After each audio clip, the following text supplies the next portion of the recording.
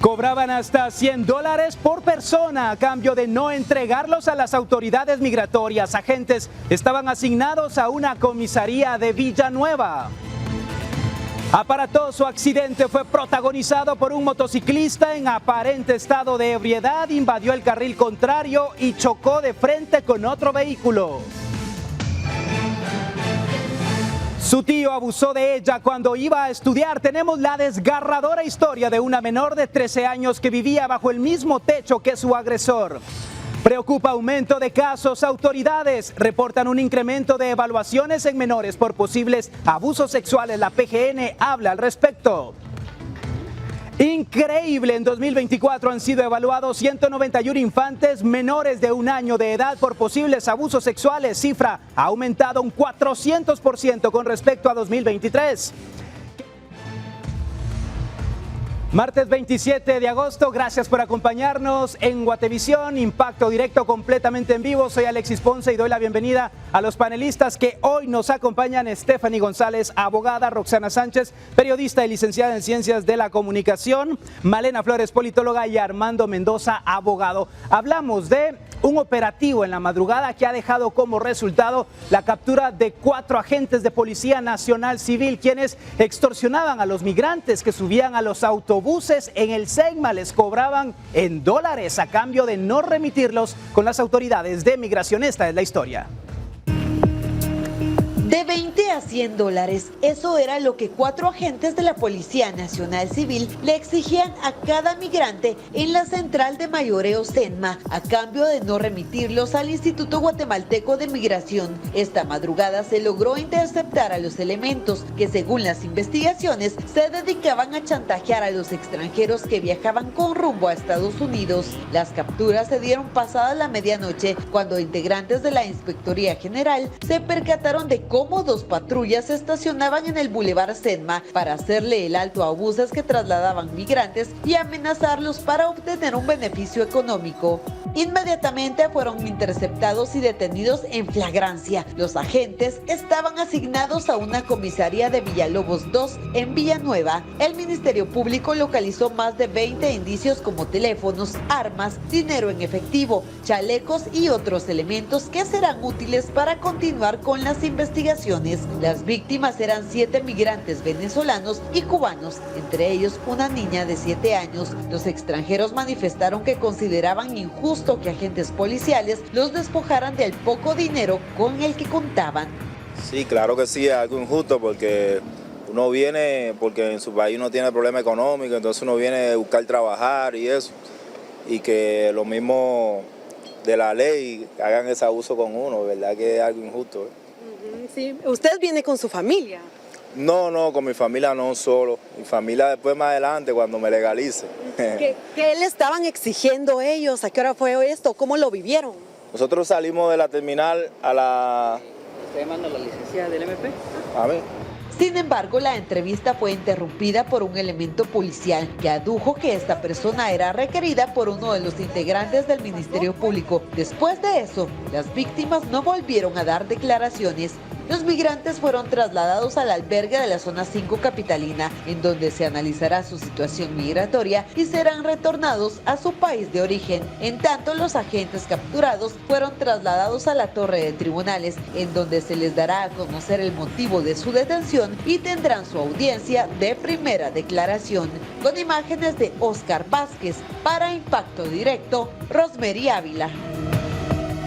Un total descaro, definitivamente, cobrar en dólares para no reportarlos con las autoridades de migración. Y esta es una situación que deben enfrentar los migrantes, no solo venezolanos, cubanos o de otras nacionalidades. Sabemos muy bien también que en esa travesía hacia los Estados Unidos deben dar la famosa mordida a las autoridades de los diferentes países. Pero acá, lo bueno, Malena, de todo es que quedaron al descubierto estos malos agentes. Sí, totalmente, Alexis. Creo que es importante que también se hagan estos tipos de operativos dentro de la misma institución para poder descubrir a estos maleantes que definitivamente ensucian el nombre de la institución, y para darnos cuenta que no todos los policías son malos, pero que definitivamente hay personas malas dentro de la institución y se debe de hacer esto constantemente para poder descubrirlos. Y me parece terrible que hagan esto contra los migrantes. pero sí es impresionante el alcance que tienen para cobrarlo en dólares. Me da risa, pero es que es impresionante que tengan tanta inteligencia y capacidad, pero que la utilicen para inteligencia mal utilizada en este caso. Exactamente, sí. En dólares, Armando, una manzana podrida termina pudriendo a las demás aquí. Sí, es que lo hemos dicho muchas veces, de 10 elementos tal vez 5 son buenos, 6 son buenos y el resto pudren los demás. Pero mira, aquí Echori y Consentidor pena por igual, porque ellos están transitando de forma ilegal en Guatemala, es algo que ellos saben, lo mismo dijo, me voy a legalizar primero, traer a mi familia.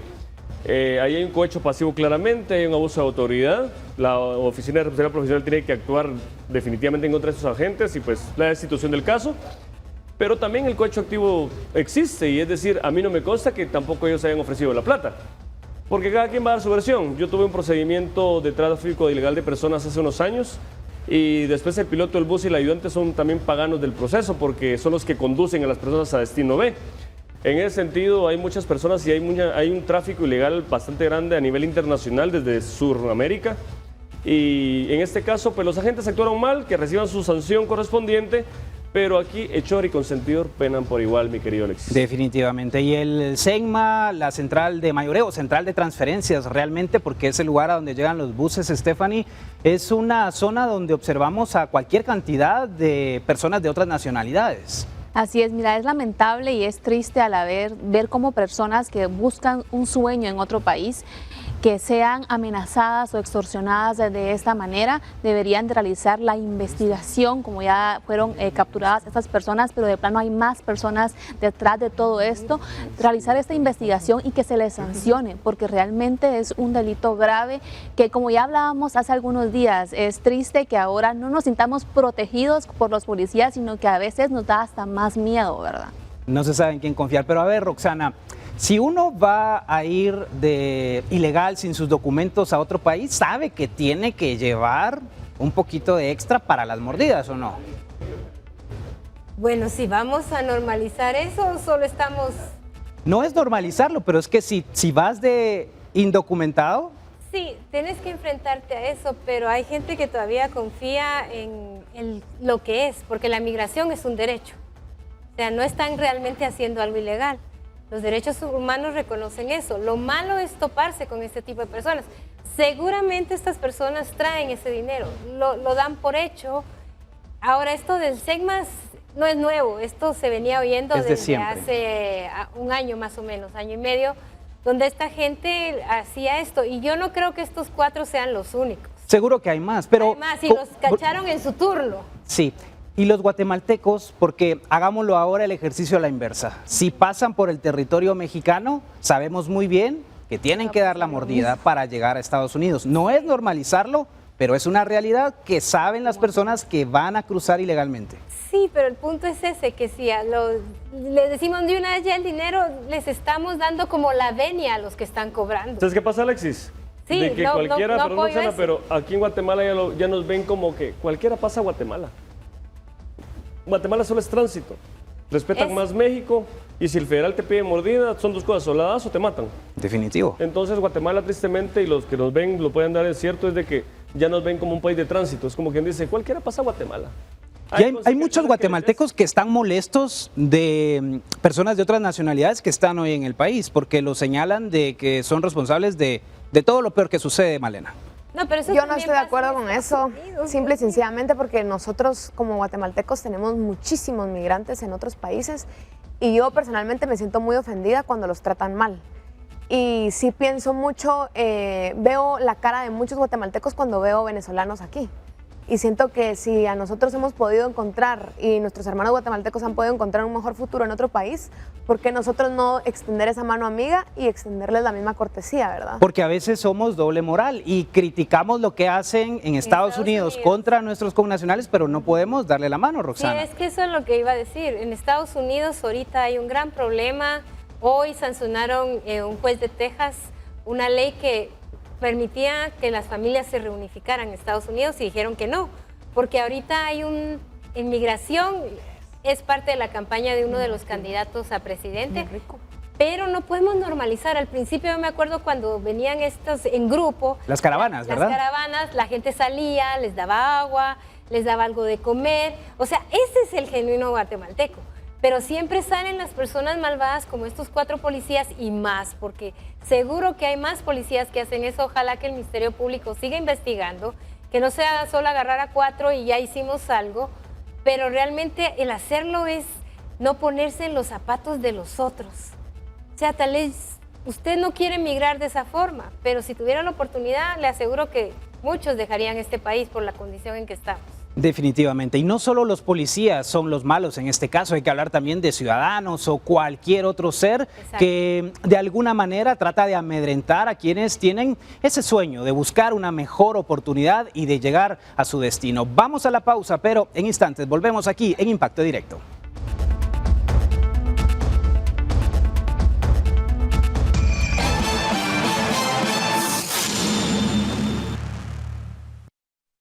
Y una persona que transitaba sobre la carretera de Las Trampas en Jutiapa documentó un accidente ocasionado por un motociclista. Las imágenes muestran al sujeto en aparente estado de ebriedad. No logra mantenerse estable y en una curva invade el carril contrario, lo que provoca que impacte de frente con un automóvil.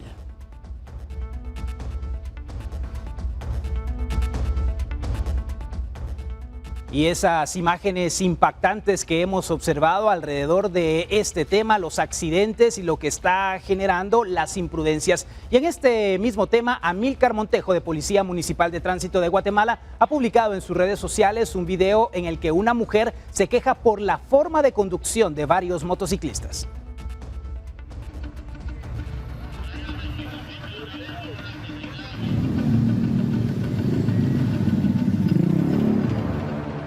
Mire, Poli, gracias por estar aquí, de verdad, porque los motoristas se suben a la banqueta y luego se incorporan al carril sin fijarse si viene un carro, si viene otro vehículo grande. Aquí si uno les bocina, les maltrata. Se pasan llevando retrovisores, son miedos. Pero qué bueno que están muchas gracias, estamos a la orden, cuídense. ¿Y qué es lo que está pasando en el tránsito? Falta de tolerancia, de empatía, de paciencia. Estamos estresados por este diario vivir, Estefany. De todo un poco y falta de educación vial, sin duda. Cada cosa tiene su lugar, Alexis, y considero que las banquetas no son para que pasen las motos. Obviamente, en ocasiones uno va muy tenso porque no llega rápido al trabajo y utiliza esta vía para llegar más rápido, pero no se ponen a pensar en las consecuencias que esto puede ocasionar, porque yo he visto en ocasiones que incluso hasta personas de la tercera edad van en las banquetas tranquilas y se les cruza una motocicleta que es muy peligroso. Así que cada cosa en su lugar y manejemos con precaución. Y con el primer caso, tú sabes que yo estoy en contra de las bebidas alcohólicas, así que por favor, si beben, no manejen. Y acá, Roxana, es bien complejo, la verdad, el ir uno en una banqueta y que de repente escuche el rugir del motor, voltea asustado y aparece el motociclista y todavía le insulta porque no se hace a un lado. Mira, a mí me pasó.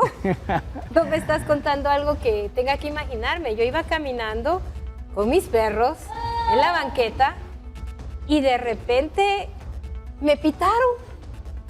Y tú vas en la banqueta, no esperas que alguien te pite. Yo volteo y estaba el motociclista atrás de mí. Y entonces yo todavía me volteé y le dije, ¿qué le pasa? Usted tiene que ir abajo. Y no. Entonces yo me quedé con mis animalitos ahí, le dije, pues yo no me voy a mover, no sé qué va a hacer, va a pasar encima de nosotros, le dije. Entonces ahí sí se tuvo que bajar. Es una imprudencia total, es una anarquía el tráfico. Realmente, eso es lo que pasa. Entonces, si tú te haces un lado, permites que esas cosas pasen, ¿verdad? Y mira, sabemos que la mayor cantidad de accidentes son de motoristas y es porque no tienen prudencia alguna para conducir. Van a toda velocidad, pero acá debe haber alguien con la responsabilidad. Obviamente, el que utiliza un vehículo tiene cierto grado de responsabilidad, pero también se ha permitido que los motociclistas hagan lo que quieran en las calles, Malena. Definitivamente, yo creo que las autoridades muchas veces hacen como que no ven nada. Varios fines de semana van ya que sobre los próceres hay una gasolinera, no la voy a mencionar, pero hay una gasolinera en la que, no les miento, unos 100 entre carros y motoristas se reúnen ahí a beber alcohol. Y justamente lo comentaba yo con familiares y amigos, que es impresionante que todos los domingos estén ahí, todos los sábados estén ahí y pasan las patrullas, porque es a Boulevard Los Próceres, definitivamente pasan y nadie les dice nada. Hasta este fin de semana que pusieron un retén para multarlos. Pero muchas veces pasa eso. Ve uno en el tráfico cómo las motociclistas, por ejemplo, está un alto y no sé cómo explicarlo, pero se ponen como en la intersección entre los dos carriles como para dar la vuelta en U donde no se debe. Y hacen de todo y nadie les dice nada, incluso con patrullas a la par. Entonces, yo creo que ya es un tema de sálvese quien pueda, todos hacen lo que quieren en el tráfico, no solo son los motoristas, también son los peatones que se cruzan, está la pasarela y se cruzan de noche vestidos de negro y los pueden matar. También son los carros que no dan vía, que tratan de empujar a los motoristas solo porque ya hay como una riña. Una rivalidad. Una rivalidad. Entonces creo que ya es algo de sociedad, creo que bien lo dijo Stephanie, creo que es una falta absoluta de educación vial la que hay en este país y las autoridades definitivamente solo cuando quieren recolectar multas se ponen y empiezan a multar. Ya estamos cerca del aguinaldo, ¿no? Ya puede ser. Armando, ¿satanizamos a los motociclistas o debemos ver también el comportamiento de quienes manejan un vehículo de 4 ruedas? Fíjate que no, porque lo que pasa es que yo fui motorista en algún momento de mi vida y tampoco manejé de esa forma. O sea, uno tiene que tener un sentido común. Hay espacios donde uno puede rebasar. Recordemos que se rebasa por el lado izquierdo. Pero obviamente hay muchos motoristas que quieren rebasar el izquierdo cuando ya el vehículo va en el izquierdo. Entonces creo que es un poquito de sentido común y no es satanizarlos, no, es la imprudencia. De un 100% de motoristas te puedo decir que el 75% no tiene licencia. Es que muchos agarran la motocicleta porque como solo es un vehículo tipo bicicleta, entonces no tienen la pena de ir a sacar la licencia. ¿Qué pasa? Colisionan con un vehículo y yo no sé quién les dijo en su vida de que el que pega, paga. No, eso no es así. Yo tuve un caso el fin de semana donde mi cliente atropelló sin querer a un motorista porque lo rebasó por el lado izquierdo. Cuando él iba a la izquierda, había ir a la izquierda. En ese orden le dije, mire, que se vayan presos los vehículos, no hay problema. Porque realmente no hay un respeto a la ley. No hay un respeto a la ley y tristemente muchos policías... Pero ahora eso es lo que están utilizando. Si tenés seguro, por ejemplo, te dice el motociclista que se los lleven porque obviamente pierde más el del carro. Muchos están utilizando esa figura para estafar a los seguros también. Muchos, ya se han dado los casos de que hay gente esperando ser atropellada, motoristas queriendo colisionar y solo medio los topan y se caen y ay Dios mío, llaman a la ambulancia, porque una vez, según la ley, te conducen en ambulancia y hay lesiones culposas. En lo que hay un dictamen del médico que te atiende en el momento que si hablamos de hospitales públicos, estamos en Chino, entonces pasan 2, 3, 4 horas y no, mire, tenemos que esperar, si no se va a conducir. Entonces la gente por no ir conducida a un juzgado de turno, paga lo que le piden.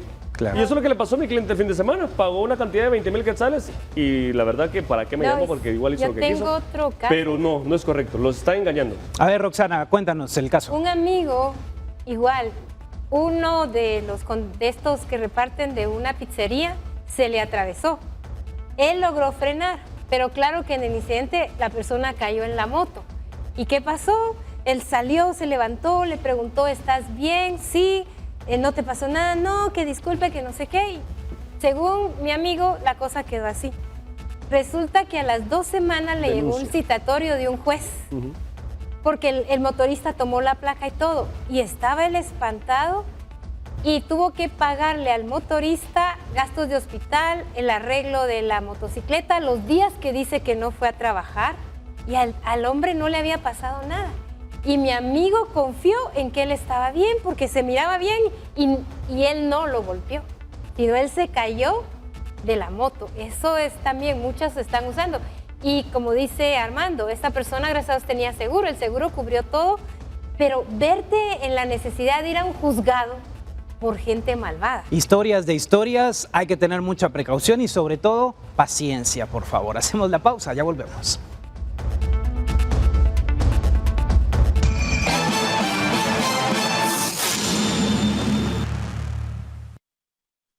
Y se imagina tener dentro de su hogar a un agresor sexual. Las autoridades de protección infantil de Guatemala señalan que en la mayoría de casos de abuso a menores, el responsable es una persona cercana a la víctima. A continuación le presentamos el caso de una menor de 13 años que fue ultrajada por su tío. Para protección de la víctima hemos cambiado los nombres.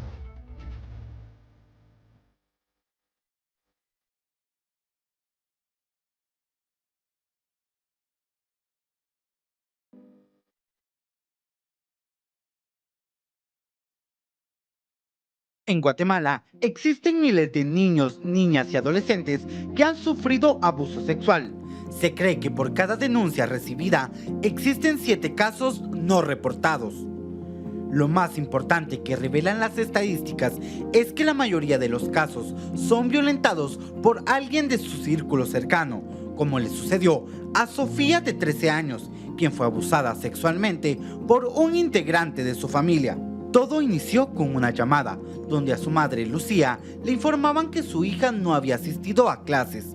Ante esta alerta, llamó a su hijo mayor, quien estaba en casa, pero este le señaló que Sofía no estaba en casa porque se había ido al colegio. Luego de esto, tanto la madre como el hijo iniciaron la búsqueda de la menor, sin sospechar cómo su vida cambiaría. El testimonio indica que en el trayecto entre su casa y el colegio fue interceptada y luego violada por su tío paterno, quien habitaba en la misma vivienda, y luego del crimen la dejó en un parque, sitio donde luego de varias horas de búsqueda fue localizada por su hermano. Horas después, la madre recibió la llamada de su hijo, quien le avisaría que localizó a Sofía, pero que ésta habría sido víctima de violencia y que su agresor sería su tío que vivió con ellos desde que estaban pequeños y que ahora enfrenta un proceso judicial por este delito. Autoridades y expertos que trabajan en cercanía de niños que sufren abuso sexual indican que en un 80% de los casos el agresor convive con los menores y sus familias. Sí, correcto. Esto se ha evidenciado mucho en cada una de las familias que se atienden acá en la institución. ¿Por qué? Porque es tanto el porcentaje que hay de que los agresores, ¿verdad?, los victimarios son las mismas personas que los rodean, ¿verdad? Más que todo familias, sean abuelos, tíos, primos, hermanos, incluso los mismos padres, ¿verdad? Es lamentable, es una situación lamentable porque, como le comentaba, ellos, ser la red de apoyo familiar, pasan a ser los agresores, ¿verdad? Las autoridades explican que usualmente las familias guatemaltecas preparan a los hijos para los peligros que se dan en la calle, pero no para los que pueden acechar dentro de la casa. Sobre todo porque 9 de cada 10 abusos registrados atendidos por la Asociación Nacional contra el Maltrato Infantil, CONACMI, se han registrado dentro de las viviendas de los menores. En los datos que nosotros tenemos, los agresores, generalmente de cada 10 casos registrados de violencia sexual, encontramos que el agresor de cada 10 casos, 8, ¿verdad?, son miembros de la misma familia o gente muy cercana a la familia, es decir, no es gente desconocida. Claro, no digo que no hayan casos de personas desconocidas, pero la gran mayoría de los casos son de personas conocidas, allegadas, cercanas a la familia. Y el otro dato que nos preocupa mucho es que de cada 10 casos que se registran, en 9, ¿verdad?, los hechos de violencia se cometen dentro de la propia casa del niño o de la niña, la cual debería ser un espacio ideal de protección y se ha convertido en un espacio de riesgo permanente. Las autoridades aluden que cuando los casos de abuso sexual provienen de alguien cercano, las familias tienden a no creerles a las víctimas, principalmente si son infantes, y estos no denuncian este tipo de hechos. Con imágenes de Daniel Samayoa, reportó para Impacto Directo, Esdras Las. Y qué irónico todo esto, la familia, la encargada de proteger a quien nosotros jamás desconfiaríamos y creeríamos que no serían capaces de realizar este tipo de salvajadas, pero las estadísticas son muy claras y es una alerta para todas las familias guatemaltecas de lo que puede estar ocurriendo. Nos acompaña Lucrecia Prera, jefe de la Procuraduría de la Niñez y Adolescencia. Lucrecia, gracias por estar con nosotros aquí en Impacto Directo. Muchas veces pensamos que se tiene que llegar a la agresión sexual para considerarlo como un abuso, pero desde el momento en que hay algún tipo de comentario que puede ser ofensivo, desde ahí es una señal de alerta que se debe poner o que se debe tomar en consideración. Exacto, bueno, nosotros como Procuraduría General de la Nación nos basamos en la Ley de Protección Integral de la Niñez y Adolescencia. La ley es bastante clara en cuanto a que se tienen que otorgar medidas de protección a favor de la niñez y adolescencia amenazada o violada en sus derechos humanos. Entonces tenemos que tomar en consideración que no tenemos que esperar a que ocurra una situación grave para presentar la denuncia correspondiente. Y muchos de estos casos comienzan también como un juego por parte del agresor a sus víctimas, haciéndolas creer que se trata de algo normal en su mente podrida, ¿no? Bueno, tenemos que tomar en consideración que hay diferentes formas en donde se presenta o se manifiesta esta situación de amenaza o violación de derechos y en efecto, tal y como lo mencionaba el reportaje, el fenómeno más grande que tenemos a lo interno es que el agresor está dentro del núcleo familiar o está cerca del núcleo familiar y muchas veces no se interpreta este tipo de situaciones como una agresión precisamente porque se ve como un juego y es precisamente aquí donde las autoridades tienen que actuar para venir y establecer qué situación es la que está enfrentando el niño o niña adolescente a favor de quien se presentó la denuncia. ¿Cómo podemos identificar esas señales, Lucrecia? Sé que hay muchas alarmas que como padres podemos observar, pero ¿cuáles serían quizá las más comunes? Bueno, tenemos que tomar en consideración el aspecto emocional, cómo un niño se comporta, si hay enuresis, si hay situaciones en donde un profesional de psicología pues puede indicar cuáles son estos elementos en donde nosotros podemos encontrar un posible indicio de que el niño esté siendo afectado emocionalmente y físicamente en esta vulneración a sus derechos. Esa es la importancia de venir y denunciar porque a través de esta evaluación psicológica que se realiza en este caso, pues a través de la Procuraduría General de la Nación, nosotros establecemos cuál es la afectación emocional o física que el niño pudiese estar viviendo. Muchas veces hemos recibido denuncias en donde el comportamiento del niño era alegre y de un momento a otro pues se transformó, entonces ya vemos una persona totalmente diferente, rebeldía, situaciones en donde el niño pues ya no es como solía ser. Entonces ante este tipo de alarmas es donde pues nosotros como autoridad instamos a la población a presentar las denuncias correspondientes. Nuestros panelistas también tienen algunas dudas. Comienzo acá, Malena, contigo. Sí, yo quería preguntarte cómo es posible como padre de familia poder evitar este tipo de situaciones, es decir, ¿qué mecanismos podemos implementar para que esto no se dé? Porque, por ejemplo, yo he escuchado que no es recomendable, por ejemplo, bañarse con los hijos. ¿Por qué? No porque uno les vaya a hacer algo, sino porque eso puede normalizar cierto tipo de conductas y después los niños pueden pensar que es normal que se bañen con ellos. Por ejemplo, otra cosa que no recomiendan es darles besos en la boca. ¿Por qué? Porque se puede normalizar que personas adultas les den besos en la boca. Tú como profesional, ¿qué recomendaciones de este tipo podrías dar de cosas prácticas para que las personas que nos ven en casa puedan implementar dentro de sus hogares? Bueno, en mi caso, yo soy profesional, soy abogada y las orientaciones más que todo son desde el enfoque legal, pero es importante tomar en consideración que a través de los diferentes procesos existe el apoyo psicosocial. Al día de hoy tenemos diferentes herramientas que como padres podemos implementar para tener una mejor acercamiento hacia nuestros hijos y poder identificar este tipo de situaciones. Por ejemplo, existen las escuelas para padres. A través de estas escuelas para padres pues se brindan precisamente estos consejos de las situaciones que no se deben hacer dentro del hogar para prevenir este tipo de normalización. Algo que nosotros hemos visto a través de la experiencia es la confianza que el padre de familia tiene que generar con sus hijos. Si bien es cierto, pues hay que establecer bien que son padres, son madres, no es una situación de amistad como usualmente pues se nos ha hecho ver. Sí debe de existir y prevalecer esa confianza de los hijos hacia los padres y sobre todo el venir y decir yo te creo que esto te sucedió, yo te creo que alguien te está molestando, porque al momento de que no existe esta confianza es donde los niños pues se privan de emitir algún comentario o decir qué les está sucediendo y es ahí donde hemos visto la mayoría de situaciones donde los niños están siendo violados en sus derechos. Tenemos otra pregunta por este lado, Stephanie. Muy buenas tardes, licenciada. Usted mencionaba algo muy importante que es el aspecto psicológico. Tengo entendido que ustedes les brindan educación psicológica y terapias psicológicas, pero les dan seguimiento después de ocurrido el hecho, por cuánto tiempo duran esas terapias y si al mismo tiempo son gratuitas, porque hay varias personas que no tienen el acceso económico para ello. Bueno, como Procuraduría General de la Nación es importante tomar en consideración que nosotros tenemos 4 atribuciones establecidas en la ley.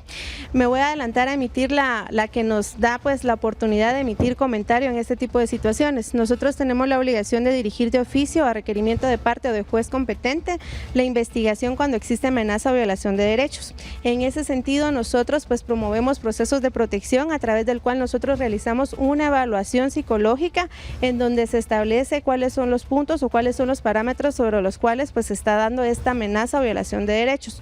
Una vez identificada la posible amenaza o violación de derechos, nosotros promovemos un proceso de protección especial y ya es un juez de la niñez y adolescencia quien ordena a los padres de familia o con quien vaya a quedar el niño que reciba esta terapia psicológica. La terapia psicológica se puede dar a través de diferentes instituciones. Nosotros como PGN no brindamos una terapia, pero sí damos esa orientación a través de esta primera evaluación de qué es lo que deben de realizar los padres y se sugiere ante el juez competente. Entonces ya a través del proceso el seguimiento se da a través de las audiencias de verificación de la medida, o bien nosotros también trabajamos con planes de protección dependiendo la denuncia, porque si es una situación donde va implícito abuso sexual o una situación que afecta a la integridad de los niños, definitivamente tiene que promoverse el proceso ante juez competente. Pero el punto es que el seguimiento ya se realiza a través de estas audiencias y el acompañamiento psicológico es esencial en cada uno de estos procesos. Otra pregunta tenemos acá, Roxana.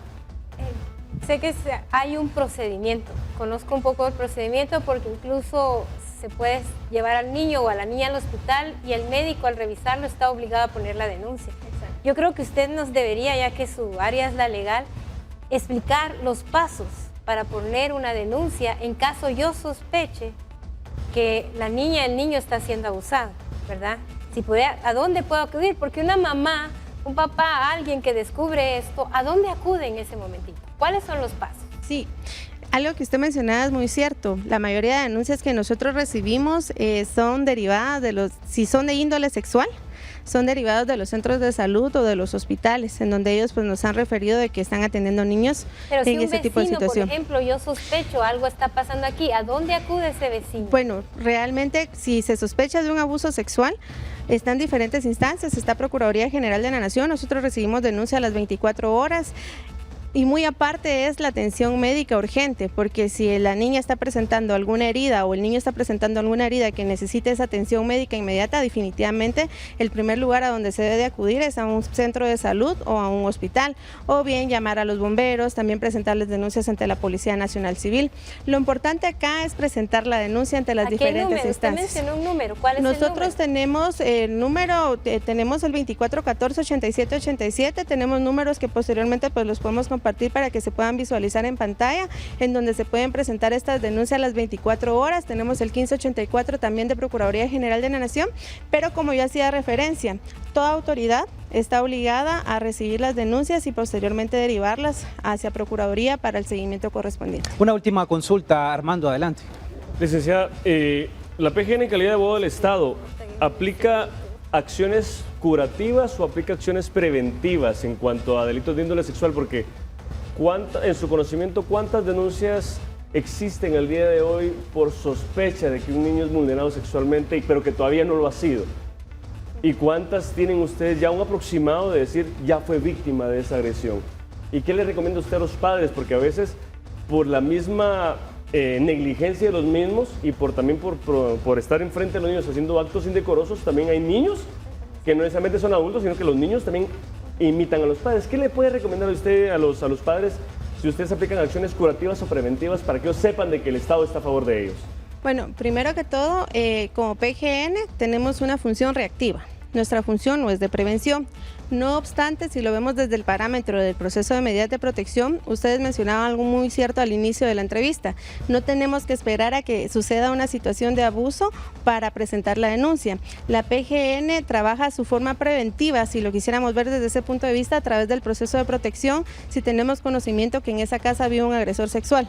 Vive un agresor sexual y en esa casa hay 5 niñas. Tal vez las niñas no han sido agredidas o no han sido abusadas sexualmente, pero con el hecho de saberlo ya es un motivo suficiente para promover el proceso de protección. Pero desde el proceso también dentro de las atribuciones de PGN está presentar la denuncia correspondiente ante el Ministerio Público. Entonces nosotros de la mano tenemos la obligación de presentar esa denuncia ante el Ministerio Público, representar legalmente al niño, niña o adolescente, porque carece de representante legal o bien existe conflicto de intereses. Y al ser referencia al conflicto de intereses, les menciono los casos donde las progenitoras lamentablemente sabían que sus hijas estaban siendo víctimas de abuso sexual por parte del padrastro o el progenitor y nunca quisieron presentar la denuncia por temor a quedarse sin el sustento del hogar, porque es muchas de las excusas que nosotros tenemos. Entonces también como PGN nosotros hacemos esa acción. El consejo que se le da a los padres de familia, en este caso, pues a quien tenga conocimiento de una denuncia de esta índole, es que la presente, porque definitivamente todos estamos obligados a presentar las denuncias correspondientes y sobre todo pues velar por la protección integral de los derechos de los niños, niñas y adolescentes. Bueno, muchísimas gracias a Lucrecia Prera, jefe de la Procuraduría de la Niñez y la Adolescencia, por toda esta información. Hacemos la pausa, pero en instantes volvemos con más temas aquí en Impacto Directo.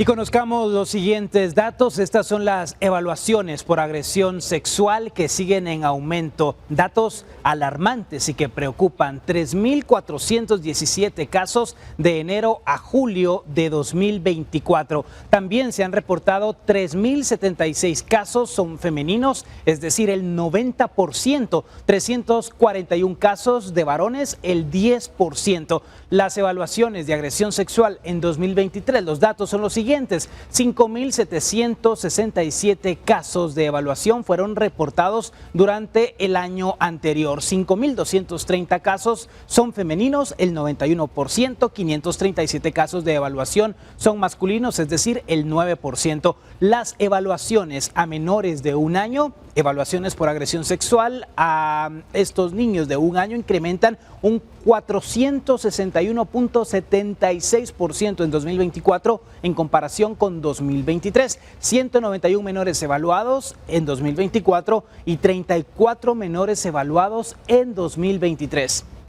Mientras tanto, la población más vulnerable y persistente a las agresiones, la población infantil de 10 a 14 años. En 2024 se han registrado 1.575 evaluaciones a menores, 1.479 son niñas, 96 varones. En 2023 se realizaron 2.839, 2.693 a mujeres y 146 a varones. Y en otros datos también relacionado con este tema, el promedio de evaluación, según los datos del Instituto Nacional de Ciencias Forenses, de enero a julio se han evaluado en promedio 439 niñas y adolescentes mensualmente. En cuanto a los varones, se registran 49 mensuales. Vamos a ir a la pausa, pero ya volvemos para platicar de este tema con nuestros panelistas aquí en Impacto Directo.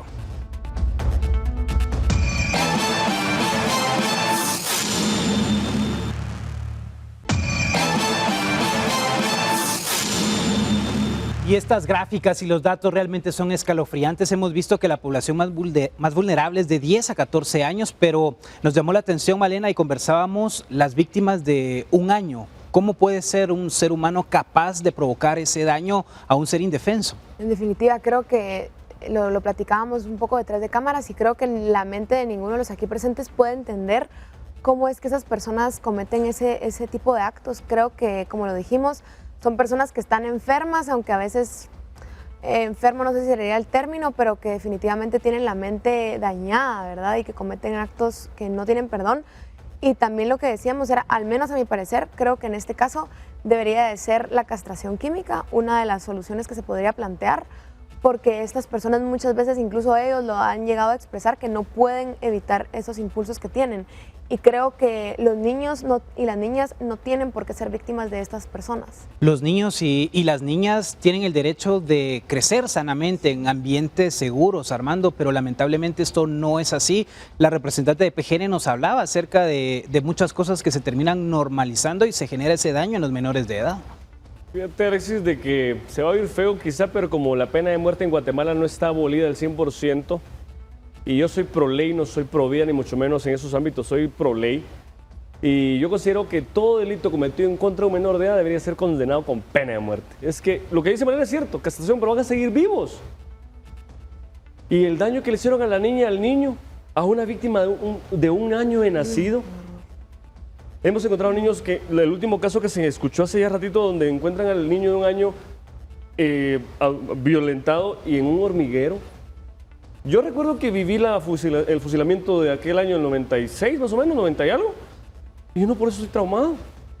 Aplaudo esa acción porque fue la única forma en que la gente se puede arrepentir, y está bien que se puedan arrepentir en el último momento, pero yo consideraría de que todo aquel delito cometido en contra de un menor que sea sancionado con todo el peso de la Claro, ley. pero se arrepienten en últimas instancias. Hablábamos, Stephanie, también de la importancia de denunciar, porque a veces ese miedo y el no saber qué hacer lleva a muchas mujeres o a muchos padres, varones también, a no poner la denuncia. Definitivamente sería una solución, pero Alexis, cuando son casos entre familia, que son los más comunes, te cuento que la mayoría no se atreven a denunciar lastimosamente. Yo vi un caso muy fuerte en el que un hermano embarazó a su hermana que tenía síndrome de Down y los papás no realizaron ninguna denuncia porque obviamente era su otro hijo, sino que hasta que la menor de edad dio a luz en el hospital ya se encargó de eso. Pero por lo mismo, porque son familia, lastimosamente no se atreven a denunciar, sin embargo, esta sería una de las soluciones. Qué terrible ese caso que nos comparte Stephanie, Roxana.